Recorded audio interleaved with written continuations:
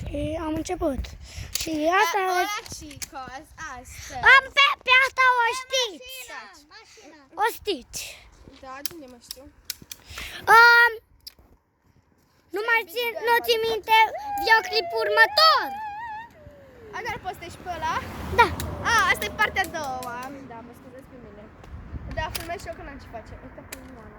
Da, și din nou face pentru că atunci am meșuiat, nici s-au terminat minutele, nu mai am avut net și haideți să începem.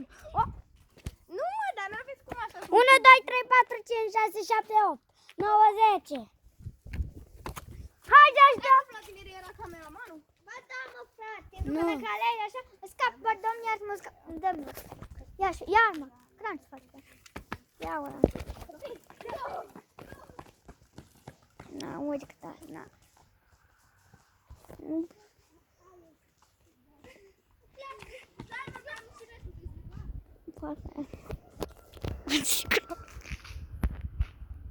Bă, Luca, mai ți apare aici 3 minute 22 timp aici. La filmat, să oprești filmarea în 3 minute. Gata!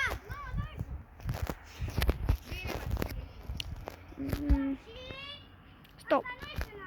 Bă, mașina!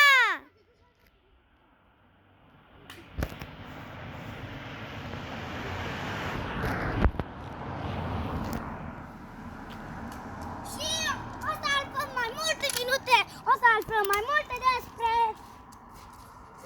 Nu o să vă spun. Într-un alt episod. Dar și eu să filmez telefonul. Luca, uite că Luca la spatele telefonul s-a scăpat și la fel. Da, și gata! Stop!